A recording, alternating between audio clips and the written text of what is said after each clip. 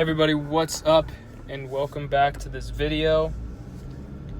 Just finished up a workout at the gym, an arm workout, and I want to keep cranking out videos for you guys more consistently. And although they may not be as long or as much information, I want them to be as valuable as possible, and I want you guys to be able to take action from them and actually gain something out of them besides it, instead of it being a 10, 20, 30 minute long video that's just nonsense. So I'd rather give you guys some quality content, even if it's a little bit shorter, but more consistently. And today what I wanted to talk about is really the 4 or 5 things that are really important in terms of money, in terms of saving money, optimizing how much you're spending, and all that good stuff. So eventually you'll use these skills to become financially free in the future. So we're just going to dive right into them. So the first one is you got to track your spending and saving. And this is extremely important because if you don't track your spending and saving, you don't know where things are going. You don't know what they're going to, how, from where. You just need to do this. This is the first step you must implement in terms of money.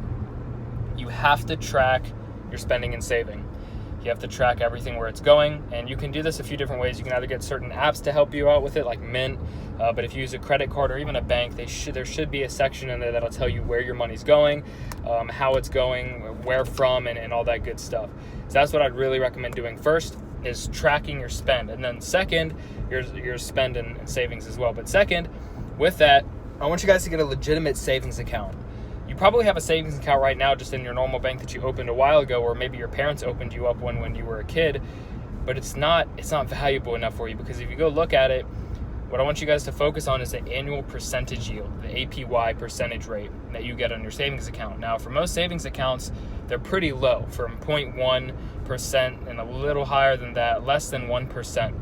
Now, you need to open a legitimate savings account that's actually earning you interest, which means you're making money from doing nothing. And even though maybe it's a couple bucks here and there, or 10, 20 bucks here, it's more than you would have been making in another bank account. So there's 2 bank accounts I want you guys to look at. One of them is Ally Bank. I'll put that link below in the description. They have a percentage yield, I think, of about 2.2%, which is pretty solid.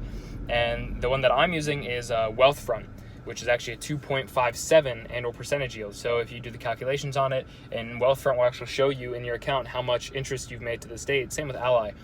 Use these accounts to actually grow your money without you doing anything at all. It's really important to do this, and it's free to switch to. You don't have to pay anything to switch to it. I'd really recommend you do that.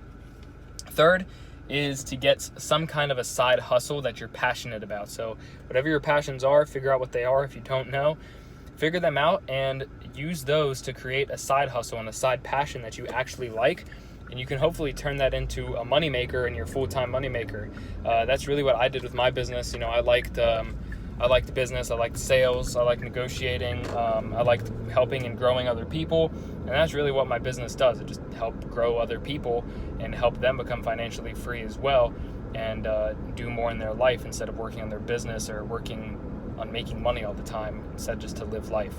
So that's the third thing. And the fourth thing I'd really recommend to do is optimize your spending and saving, and optimize pretty much all your bank accounts. And how you're going to do this is, you probably do have a bank account, and if you spend out of your bank account but you have a credit card, if you're going to spend the money out of your bank, you might as well spend it out of your credit card anyway, because most credit cards these days have some kind of rewards, some kind of cash back, some kind of mileage, so that you can get miles if you travel a lot. There's a lot of rewards out there that you can use. So instead of just using your bank, use your credit card and make the money back that you would be spending anyway. Just use your credit card. Just be sure to pay it off and all that good stuff. And And just on top of that, if you have debt and you're going out and buying stuff, I mean, pointless things, don't buy anything if you have debt. And on top of that, this is really, really important. You absolutely must. One of the first things I recommend you guys to do is to save up, figure out your monthly expenses, multiply that by 12, and save that up in cash reserves as soon as possible. So you can really just go balls to the wall with your business. You don't have to be stressing out as much. It's just a lot better. And finally, just as I'm pulling up home here, is set goals. Set realistic goals and set reasonable goals that you can accomplish with your money to become financially free, hopefully in the future. And this is really simple.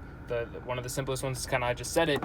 All you really got to do is save up your monthly expenses by 12. So you're pretty much set for a year. You have basically an emergency fund for a whole year. This is something I'd really recommend you do. And these 5 tips, if you actually take them into account and actually start putting them to use, you can start making some money today, especially with that bank account. You can start saving some money today.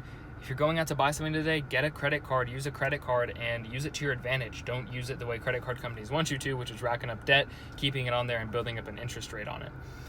So I hope these tips helped you guys out. Like I said, I know this is a little bit of a shorter video, but I want it to be valuable. I want it to be something that you can actually go and take action on. And if you have any questions, feel free to let me know.